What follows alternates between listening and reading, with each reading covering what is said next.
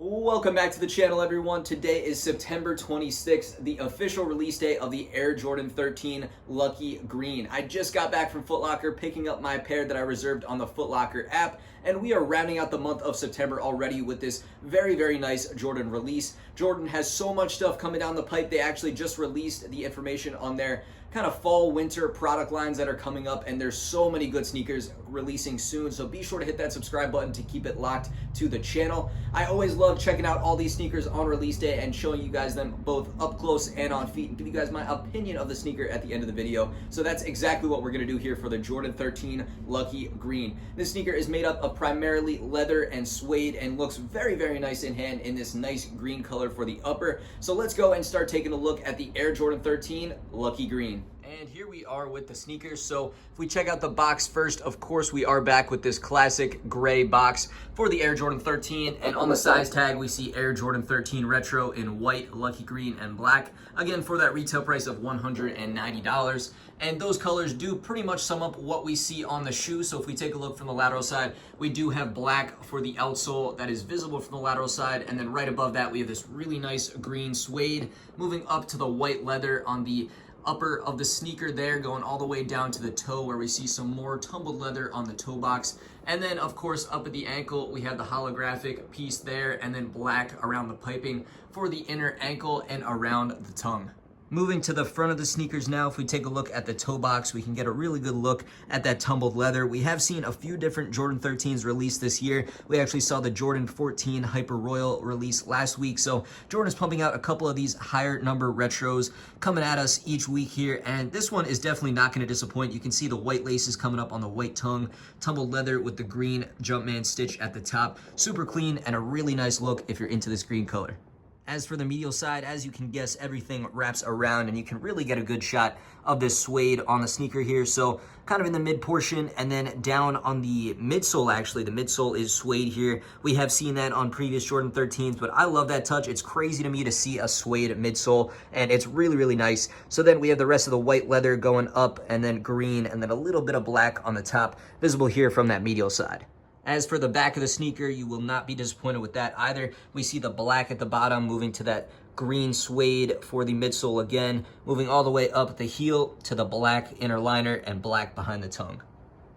Next up, turning overhead and turning the flash on, we can actually see the 3M reflective material that I'll show you guys a little bit later in the video as well. But if we take a look inside the shoe, we can see the black inner liner, black behind the tongue. We can get a shot of the size tag there for the numbers and information on the shoe. We can see the green insole with the black Jumpman printed on top. It is the same for both sneakers there. And then again, you can see the 3M reflective material around the piping on the sneaker here. I'll show you guys the lateral side in a second to get a full view of that.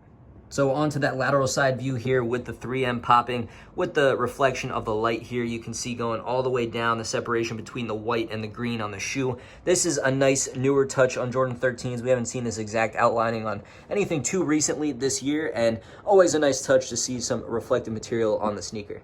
And lastly, of course, we have to check out the outsole. I love the outsole on the 13. It looks really cool and looks really nice in this green color here. So we can see the holographic hit right there with the black Jumpman inside, the white herringbone traction at the back, and then at the toe, and then the carbon fiber hit in the middle there. So very nice look on the 13 outsole. And finally, now we have wrapped up, taking an up close look at the shoe. So it's time to get these laced up, and I'll show you guys what the Jordan 13 Lucky Green looks like on feet.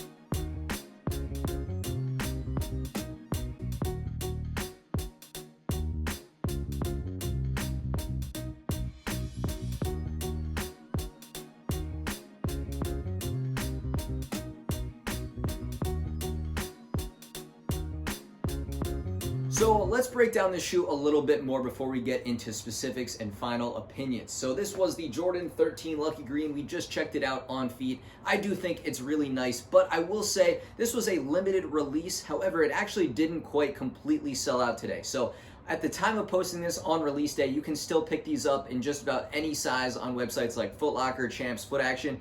They did sell out in stores, or at least all the pairs were reserved, and I believe those are one of the only few websites that still do have them in stock right now. So on the resale market, resale prices are not too much higher than retail price, so it is a very attainable shoe if you're in the market to pick it up. I do think it was really nice, and I expected it to sell out just as quick as the Hyper Royal Jordan 14s last week, but maybe people weren't digging the green as much as I had thought. You know, I'm not sure. Let me know in the comments down below, but I do think it's a very nice sneaker. The Jordan 13 is an excellent model, so if we recap the silhouette a little bit in terms of specifics, it is the Jordan 13. It does fit true to size. I do recommend going with your true size here. It's decent right out of the box. It's a little stiff, but definitely gets better over time with wear as you break them in. It's a shoe that I think is a little bit harder to style than other Jordan retros, and not quite one of my favorite Jordan retros. It's a little bit later on the list, but still very nice in some solid colorways here. I do think this one is a solid one. It's just the green I think is a little bit harder to style and wear, so something to keep in mind. But if I had to give you guys my final rating and opinion on a scale out of 10 here, I'm going to go an 8.5 out of 10. Like I said, I do really like it. I think it looks excellent kind of as a standalone piece on its own. However, it is just a little bit harder to wear, so that's why I'm giving it a little bit of a lower rating. But all said and done, the materials and the colorway is very nice on its own, so I do like the shoe. But let me know what you guys think in the comments down below. I really appreciate you guys stopping by and checking out the video. I want to thank you guys for that. Be sure to keep it locked to the channel and hit that subscribe button. And I will catch you guys again real soon on the next video.